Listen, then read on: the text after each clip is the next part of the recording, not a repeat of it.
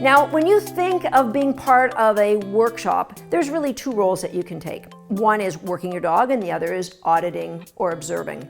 Now, a lot of people believe that they just can't learn the same if they're auditing or observing. And I used to be just like you, but I've learned that you can break through that limiting belief if you think about changing your focus. And here's the thing, when you're an auditor, you're often inflicted with the 3 Ds. You get the dog fascination. You get caught up in the rapture of the pretty dogs. You really can't learn by watching the dog, but that's what grabs our attention. We watch and we see how they're doing things, how fast they're doing things, maybe the structure of the dog, how they're groomed, and that takes away our focus from true learning. The second D is the distractions. So it could be the distractions of a conversation nearby, it could be the distractions of the environment, or now with the electronic age, we have the distraction of Facebook or whatever email we're getting in on our phone. The third D is the disappointment. We get wrapped up in how our goals aren't being met while we're sitting here auditing. And those 3 Ds take our focus away from the potential of really learning in that environment.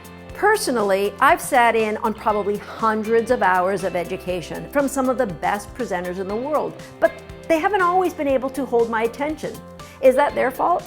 No, it really is mine. I am not the best student on the planet. I get inflicted with the need to twizzle my pencil on my thumb, or the jackhammering knee, or the doodling on my notes. I get distracted by the smallest things, or I used to.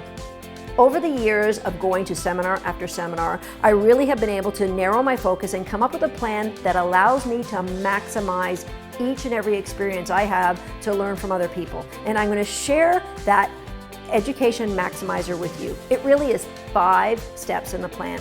The first one is to translate. You look at everything that you're learning and you translate it for your brain. So what we do is we just look with our eyes, we see a teacher helping a student, and we just take that in as a picture. And what I want you to do is translate what you're seeing into words that help you learn. So for example, you might see a person training their dog to do a jump grid. And what you see is you see the dog going over the jumps. But translate that for your brain and see how that person is setting their dog up, when they're rewarding the dog, what hand they're using to reward their dog, how they transition in and out of that work session. So now you have a snapshot of dog training that you've translated for your brain into something very, very special. The second element is the E, that's evaluate. And this one has been really beneficial for me.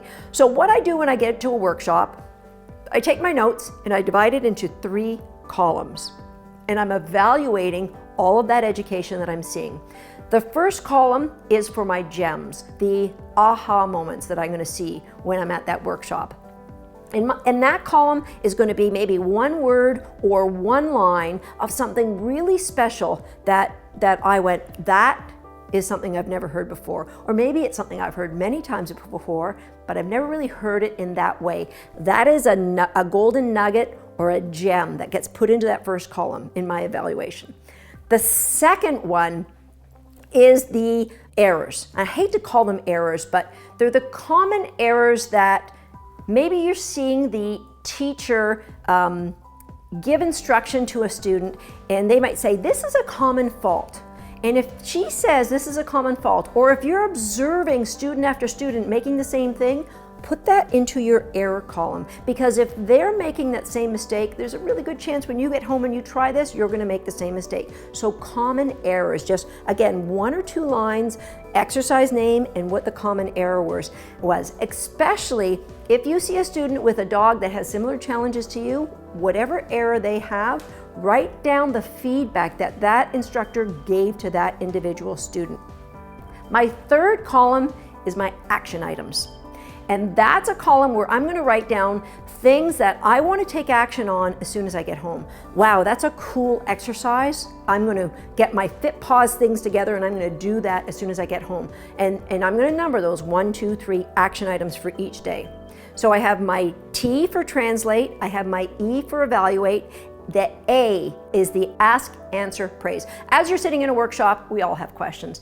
Now, often our hand goes up before our brain really engages. So if you have a question with what you're seeing, before you shoot your hand up, try to answer your own question. Because here's the thing, every time somebody asks a question, you take away from valuable education that that presenter could be giving you. There are some really good questions, and if you've got one, ask.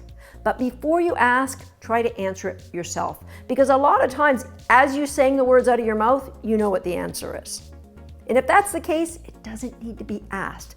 Ask, answer, praise. Praise is a really important one. Make sure you take the opportunity to privately on break, or maybe write down in a little recipe card, 1 or 2 things that you found particularly valuable to the way that your teacher presented the material. Let them know how great they are at 1 or 2 things. Because here's what happens. The moment that you praise your instructor, you help them to relax. I gotta tell you, after 20 years of teaching seminars, I've seen people in my audience like this, and I've seen people in my audience like this. There is a huge difference in how you present when you're in front of a group of people. Do I open my heart up to people when they're sitting like this or when they're like this? Take the opportunity to praise your presenter. Let them know they're doing a great job in here or here. Pick 2 things. You're gonna find it makes a big, big difference in how they relax and how they're able to open up their heart to the audience.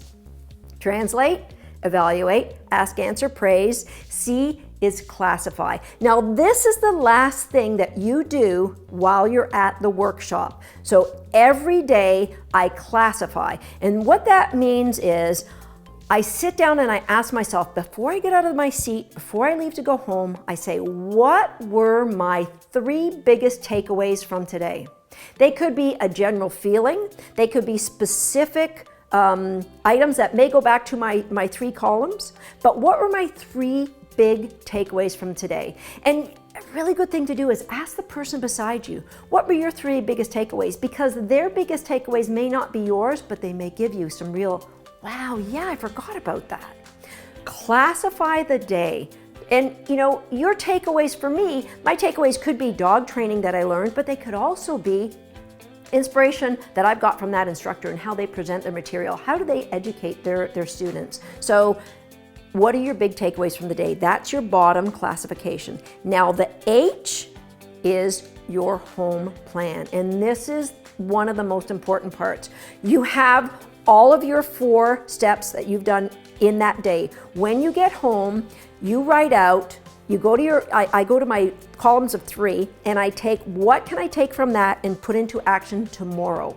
What am I going to do that's going to change my dog training or change my agility training or change the way I teach from before the workshop until after the workshop?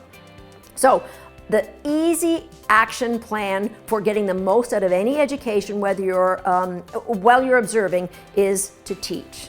Translate, evaluate, ask, answer, praise, classify, and your home plan. I promise you, your next workshop that you are sitting in, you're going to get more value than you have from your previous 10 if you use that 5-step action plan that has changed my life when I sit in on workshops.